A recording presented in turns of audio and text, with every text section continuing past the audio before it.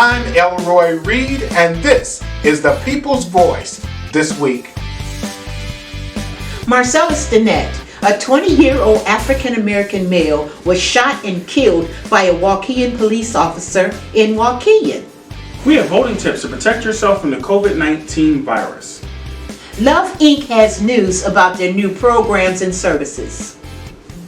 We would like to introduce you to the African American Community Partnership Group, Lake County, co-chaired by Demetrius Wills and Gail Graves.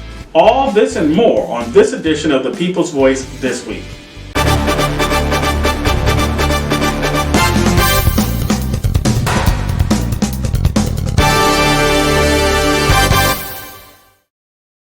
A police-involved killing of an African-American male in Waukegan.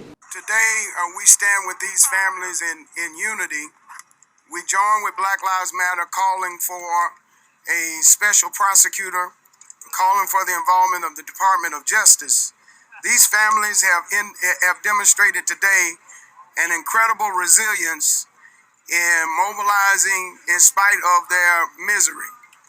And we will not stop until there's justice, not just for one of them, but for all of them. We must have this case taken out of the hands of the Illinois State Police because they've never found officers guilty of deadly force. Far too many black and brown people in this county are pulled over. Far too many of them are profiled. Far too many of them are arrested. And far too many of them are killed. There's a pattern and practice that must be exposed. We've got to expose it now. We've got to turn the light on injustice and let the light of justice shine brighter than it has ever shined before. According to a press release issued by the Waukegan Police Department, a police officer was investigating a vehicle that had reportedly fled from another police officer. The police officer got out of his car to approach the vehicle, and the driver of the vehicle began to reverse. The officer said that in fear for his safety, he fired his semi-automatic pistol, shooting the driver and passenger of the vehicle. The passenger, Marcellus Dinette, was taken to the hospital where he passed away due to his injuries. The driver, an African-American female, was also taken to the hospital with serious injuries, but is expected to recover. Vance has more. Black Lives Matter held a protest at the Waukegan Police Station on Thursday to protest the police handling of the situation. The Lake County State's Attorney issued a statement saying that the Illinois State Police would be investigating the incident, which could take several weeks for it to be completed. After reviewing the entire investigation, they would determine if any charges will be filed. No firearms were recovered from the fleeing vehicle. According to the Waukegan Police, the officer had a body camera.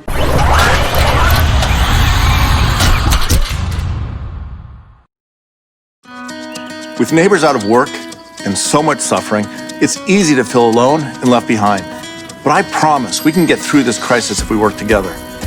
I've worked with both parties to improve healthcare and protect pre-existing conditions, deliver relief for Illinois families, help small businesses survive and get people back to work. That's how we'll beat back this virus and renew our nation too, together.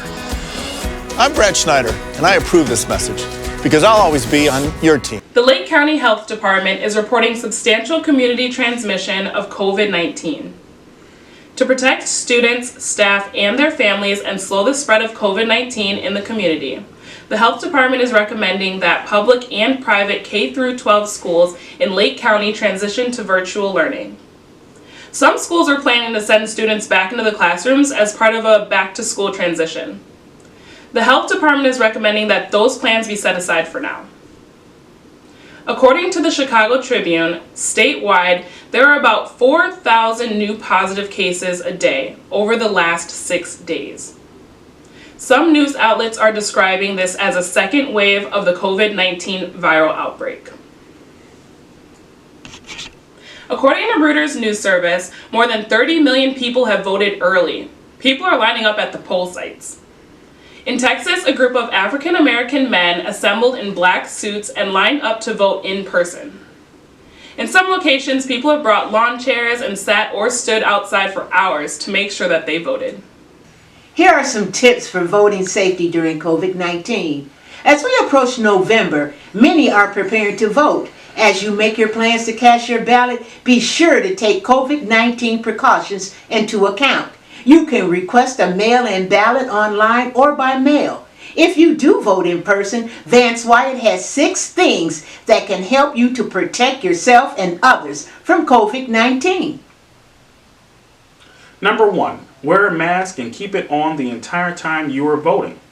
Number 2, wash your hands before and entering and after leaving the polling location. Number 3, while in the polling location, use alcohol-based hand sanitizers often, especially after touching surfaces touched by multiple people.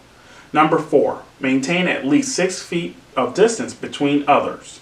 Number 5, avoid crowds by voting early and at non-peak times. Number 6, bring your own black ink pen to use. For more information, go to Lake County voter registration page on the Lake County Clerk's website.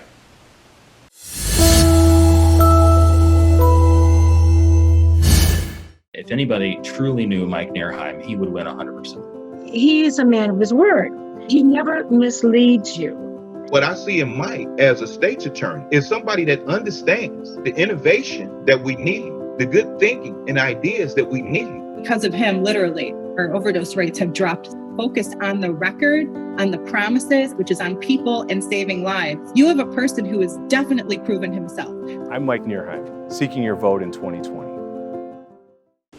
Next, we have a Zoom call with the African American Community Partnership Group and Elroy Reed.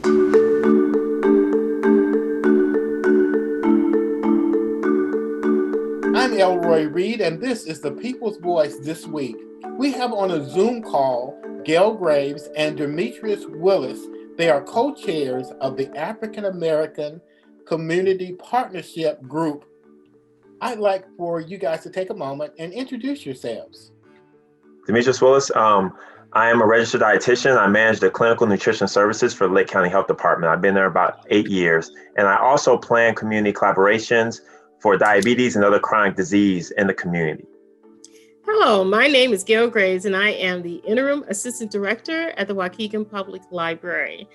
I am our grant administrator for all of our adult education and community services programs. I am a long-term employee of the library committed to community service and partnership and collaborations. Well, thank you, Demetrius and Gail. Well, the reason that we're gathered here today, if you will, is we want to talk about some of the initiatives you guys are doing in the community. I'm hearing that you're doing great things, but before we get into those initiatives, could you share with us the purpose for your organization? Sure. We are a community needs-driven effort dedicated to helping our African American in Lake County overcome disparities within their communities. We were brought together because of the impact of COVID-19 on our communities of color.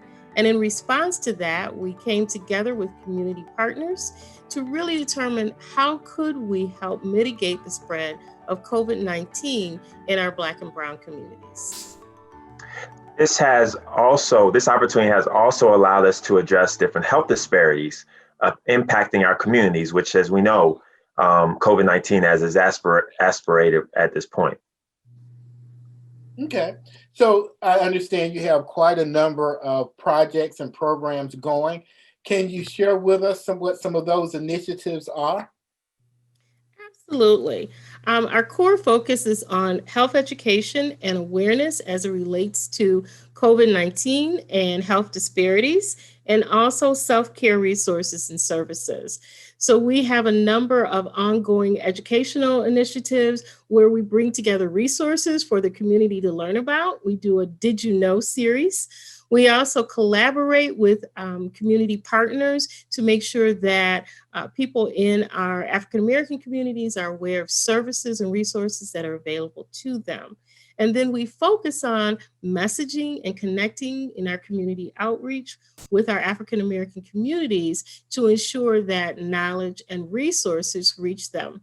We have an initiative where soon we will be distributing 20,000 personal protection kits for our most vulnerable citizens, those who sometimes don't have the funds to buy kits or are unaware of where they can get the materials. So by helping our community members stay safe, we're making sure that our communities are safe and COVID-19 doesn't spread.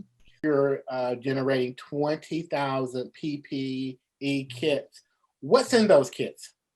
So in those kits, we have reusable mask, disposable mask, and a 16-ounce bottle of sanitizer, along with educational materials as to how we can prevent spreading COVID-19 and protect ourselves. We also have information about the flu shots and immunizations, as well as our organization and opportunities to collaborate. Another initiative that we have real quickly is just addressing some of the gaps in services that have been created by COVID-19 for our children that are in school. So looking at closing the digital divide, in particular for parents, potentially providing hotspots and computers, as well as digital literacy education for adults, so parents are better able to support their children in remote learning. So essentially, we are a grassroots organization. We collaborate with the community members and with organizations already in the community. And the idea is to use that with our tools of education and self-care. Those are our main initiatives, and everything that we do falls under educating the community or promoting them to start taking better care of themselves and understanding why that's important. We are featuring a series of Black community members cancer awareness. So we'll do a Facebook Live or videos we'll be promoting for our Facebook page, and also nutrition and wellness video series where we talk about different disease states, heart disease, diabetes, and cancer, and how changing some of the common foods that we eat every holiday season, how to make those a little bit healthier. And not only talk about the education of that, but also the application where we'll have a chef that will be helping us make some healthier foods. You provided us quite a bit of information. Absolutely. And look for us. We do come out into the community and give out masks and KN95s, and those pop-ups are also listed on our Facebook page. If you would like to participate in our talent showcase, please give us a call. The talent showcase phone number is 847-473-5501. Leave your name, phone number, and we will get back to you with more information. For our arts and entertainment this week, we have an encore performance from R. Sharon Epps, performing one of my favorite poems that she does, called She. In the shadows of my mind, in a place I can't quite see, lurks this unidentified woman. I'll simply call her She. She shows up to my job. She steps up to the plate. She's the woman that's on time when my tired body's late. She motivates my children. She chauffeurs them around. She loves my babies up when I want to beat them down. And she also nurtures me, and she keeps my butt in line by comforting my spirit when I want to lose my mind. She's the one that drives the car. She's the one that pays the bills. She's the one that buys our food, and she fixes all our meals. She's the one who gives a smile to each stranger that we meet. She's the one who keeps me going when I'm feeling self-defeat. This woman is incredible. She makes me shake my head. She's the one that's on her knees at night when I want to be in bed. She's the one that goes to church. She's the one that you hear shout. She's the one who trusts in her God when I want to have my doubt. She's the one who makes the decision. She's the one whose choice is right. She's the one who holds me back when I want to cuss and fight. This woman had me mystified. Now who could this woman be? And then I looked into her face and discovered she was me. I'm Elroy Reed, and this is The People's Voice This Week. Thank you for watching.